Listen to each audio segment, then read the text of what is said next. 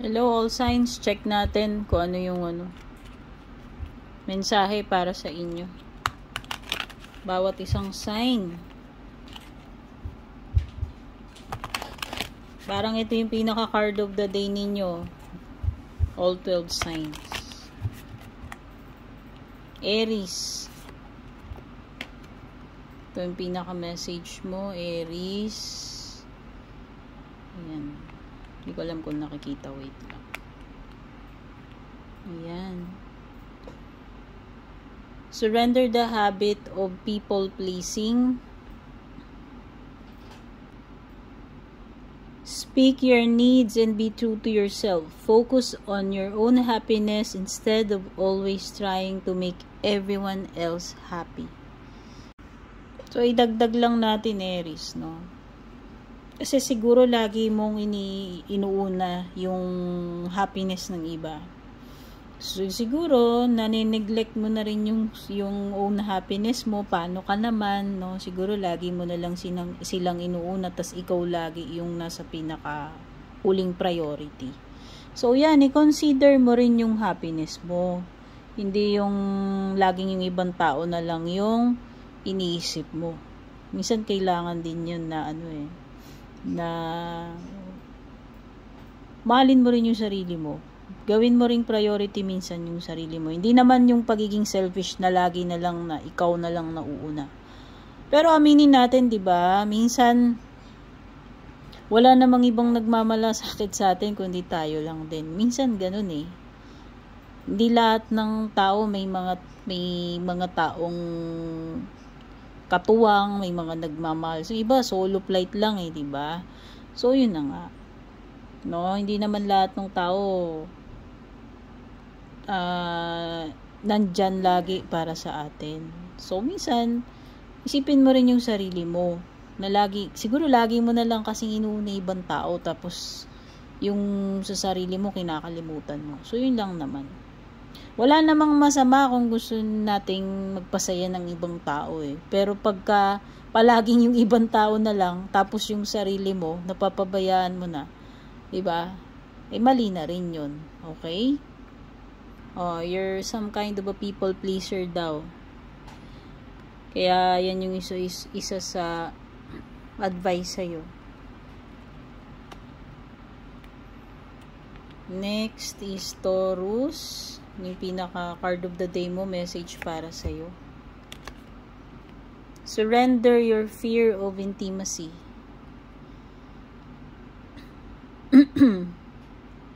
You are ready to let love in, compassionately identify and begin to release any patterns that stop you from opening your heart. Tanggalin mo kung anumang mga blockages yan na nagpi-prevent na maging happy ka. Papasukin mo lang kung anong, buksan mo yung puso mo, papasukin mo yung love na paparating sa'yo. Gemini. Yung card of the day mo, pinaka-message for you, Gemini. Surrender unhealthy relationships. Let go of relationships that don't serve you, including unavailable or toxic people. O, romantic man yan or hindi, ha? You deserve to be treasured by others and be surrounded by positive people. Ito yung mga lason sa buhay mo. Minsan bagay, pero minsan tao. So, yun yung isusurrender mo. Ano man tong mga toxic connections na ito. Okay, Gemini? Susunod is si Cancer.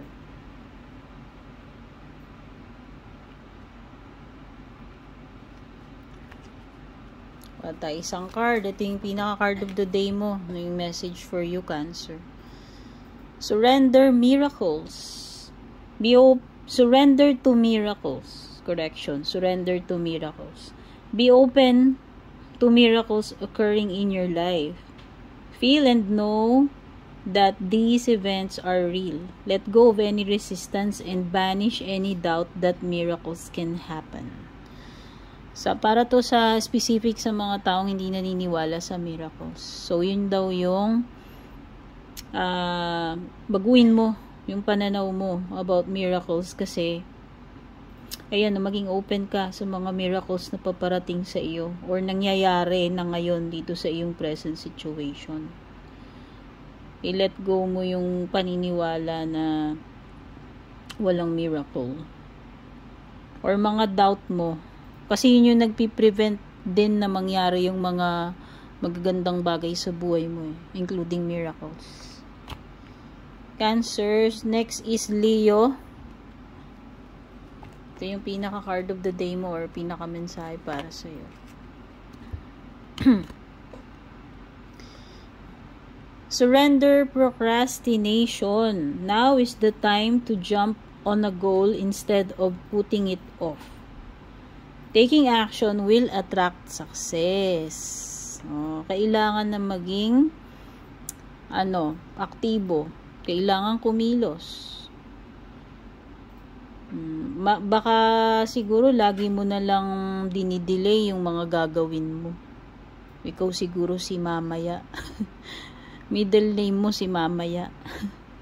Or bukas na lang, no? Or some other time na lang. O tigilan mo na daw yung pagpo-procrastinate mo.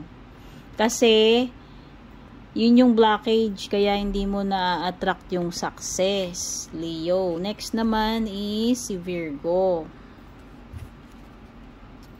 Card of the day mo, pinaka-mensahe para sa'yo. Ang nahugot natin is surrender to passion. Get out of your head and feel the fire in your belly. Focus on the people or activities that ignite your passion and let it flow. Wow, ano ba tong mga bagay na nakakapag-ignite ng passion sa'yo? Nakakapag-pamotivate? So, yun.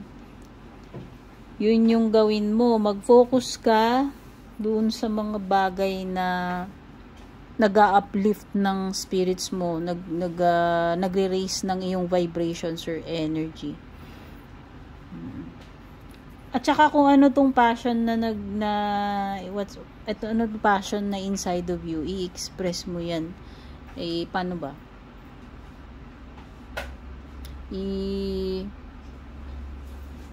Gawan mo ng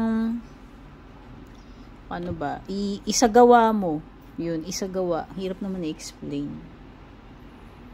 O kasi kung ano yung passion mo, maring napipigilan. Siguro baka may mga taong nagdi-discourage sa'yo. So, instead na yung ma-reach mo yung full potential mo or mag-glow ka, parang hindi tuloy nabibigyan ng katuparan or hindi ka tuloy, ayun, parang napipigilan ba yung growth mo, at saka hindi mo na ma-maximize yung yung full potential mo, yung supposed to be yung upgraded na version mo, kasi nga napipigilan, no? Kasi siguro may mga, ewan ko kung ano man yung mga sagabal, pero yun na nga, you must surrender to your passion. Get out of your head and feel the fire in your belly. Okay? Let it flow, kumbaga. I-express mo itong passion na to sa kung ano mang pamamaraan na syempre mabuti. Libra. Ito yung pinaka-card of the day mo, pinaka-mensahe para sa'yo. Nahugot natin sa'yo, Libra, is surrender stubbornness. Nako. So, patungkol ito dun sa mga Libra na matitigas ang ulo. If you're tensing up or taking a rigid stance about something, gently observe yourself and become more yielding. This will help you communicate more lovingly with others and yourself. It could be pride, it could be ego na nagiging dahilan ng katigasan ng ulo mo, Libra. Maaaring makitid ang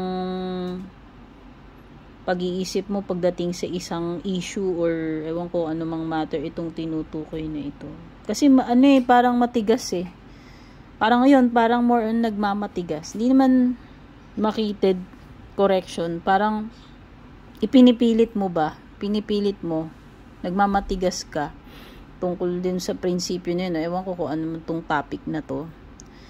Pero yun na nga. Mas maganda na obserbahan mo rin yung sarili mo.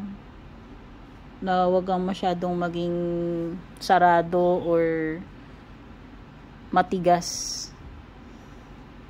Oo. Kaya importante yan sa pakikipag-communicate din sa ibang tao. Sa mga connections mo. Okay?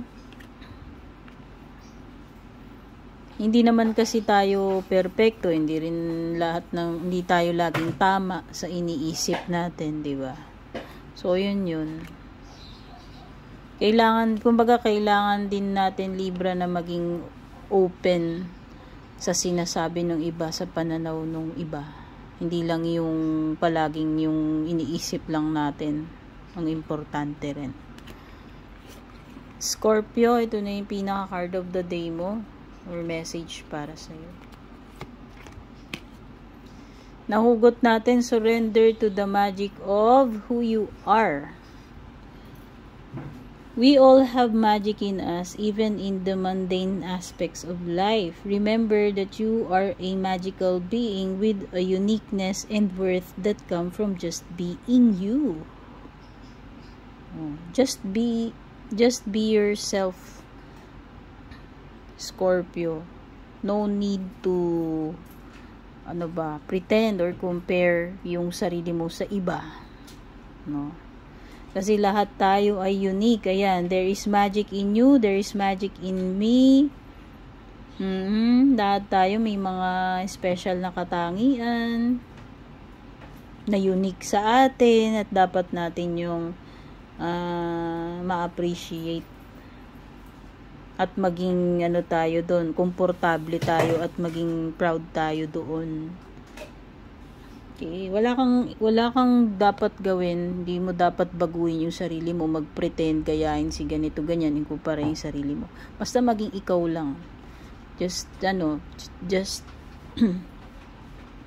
kumbaga maging authentic ka lang. Maging ikaw lang, hindi mo kailangan na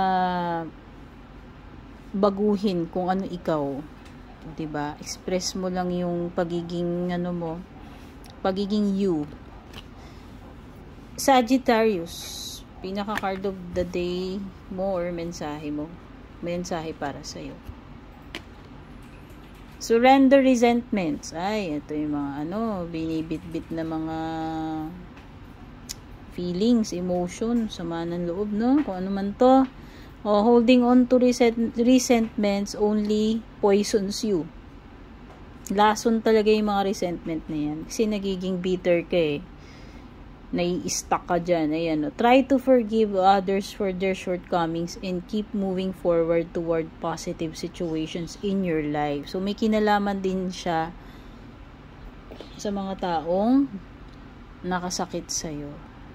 Okay, nagbigay sa iyo ng mga sama ng loob or kung ano man may mga atraso sa iyo.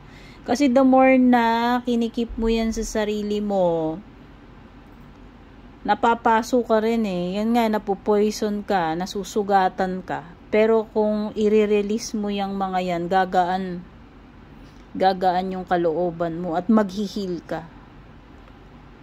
Okay? So, yun ang importante. Para makausad ka na, huwag mo nang ikip tong mga resentments na to, Sagittarius. Capricorn. Card of the day mo, mensahe para sa'yo. Nahugot natin ay surrender your fear of change. Oh. The universe is reminding you that you are cared for always, whether you're afraid of a change in your job, your health, or a relationship, or if you fear aging or death. Repeat the affirmation, I have faith that all is well. Magtiwala ka lang, Capricorn. Oo, at embrace mo yung mga pagbabago. Bawat pagbabago na dinadaanan mo sa buhay mo, sa bawat stage ng buhay mo. Kagaya ng death, di talaga natin yan mapipigilan. Aging, lahat tayo tatanda, lahat tayo machuchugi, di ba?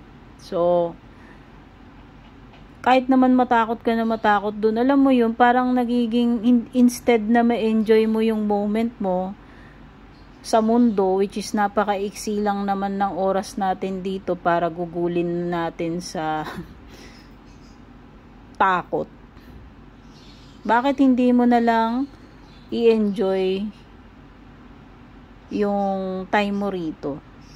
Live life to the fullest. Maging happy ka, maging, ano ba tawag dito? Maging positive na lang.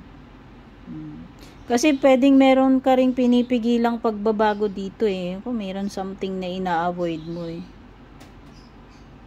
So yun, isang blockage yun sa'yo. Para ikaw ay mabuhay ng happy, fulfilled. So isa yun siguro. Tsaka hindi mo rin kasi hindi mo malalaman yung full potential mo kung lagi ka na lang natatakot. 'Di ba? Sa pagbabago. Hindi ka na mag-grow, hindi ka na mag-i-improve, 'di ba? Aquarius. Ano yung card of the day mo? Pinaka-mensahe para sa'yo. Surrender to prayer. Give yourself over completely to prayer. When you pray from your heart, you'll be heard throughout the universe and answers and support will arrive. Sinasabi lang dito, simple lang. Have faith at magdasal. Okay? Sincere prayer, ayan o. Pray from your heart. Ano ba yung, kung ayaw nyo yung word na prayer, sige, pakikipag-communicate. Kasi, baka nakatunganga ka lang, talking sa kung sino man yung tiniisip mong highest. No? Kung ano man ang tawag niyan sa paniniwala ninyo, ano man ang paniniwala ninyo. Yun ay ano eh, form ng prayer na yun. Nakikipag-communicate ka sa isip mo. Para sa akin kasi marami, ano yun eh, kanya-kanya yan. Yung iba lumuluhod pa sila, yung iba ganito, ganyan. Pero basta para sa akin, yung time na idle ka, nakikipag-usap ka kay God, nagpipray ka na nun. Okay? Iba-iba nga lang kasi ang paniniwala eh. Maririnig ka raw ano man itong daladalahin mo, ano man itong problema mo, i-communicate mo yan sa itaas. Ayan mag-iidasal mo, i-communicate mo, maririnig ka eh. Answers at saka support ay darating sa iyo kung ito ay ipag-pray mo. Aquarius. Last but not least, Pisces, ano yung pinaka-card of the day mo or mensahe para sa'yo? Surrender to trust. Trust yourself and your decisions. Don't be swayed by other people's strong opinions about what to do. Take action and be confident that you have chosen the right path. Okay, baka masyado ka bang nagre-rely, Pisces, sa iniisip or sinasabi ng ibang tao lagi tuwing may gagawin ka, tuwing may pagdidesisyonan ka? Okay? So, hindi naman dapat na yung ibang tao ang nagdi-decide para sa'yo, palagi. Hindi naman sila yung tumatahak ng path mo, kundi ikaw. May mga times na nangangailangan tayo ng payo, ng wise, no? Pero may mga madalas tayo ang nag-iisip eh.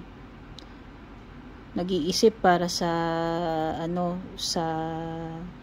sa bawat gagawin natin, hindi naman yung ibang tao. Minsan kasi nasasanay na lang tayo ba nung may mga taong yung nagsasabi na ito yung dapat mong gawin, or yung bang parang masyado tayo minsang naapektuhan din ng mga sinasabi nila. Yung iba nagbibigay kasi sila ng unsolicited advice. O pwedeng talagang nakasanayan mo na siguro na tuwing may gagawin ka, tatanong mo pa sa tropa mo, tatanong mo pa kay ganito, ganyan. Diba? Mag-trust ka sa sarili mong kakayahan, sa sarili mong judgment. Not all the time na tatanungin mo pa si ganito, ganyan sa bawat munting kibot na gagawin mo. Okay? Maging confident ka na ikaw ay nasa tamang landas. Isa pa yun sa sinasabi dito. Basta huwag kang magpapatinag, magpapa-apekto lagi sa strong opinions ng iba. Pakiramdaman mo rin, ikaw ay may sariling bait. Trust your discernment, judgment, your intuition. Okay? All signs, maraming salamat for dropping by. Don't forget to subscribe, like, follow, pa-share na rin yung mga interesado sa private reading. Mag-message po kayo sa official page ko. Take care. God bless.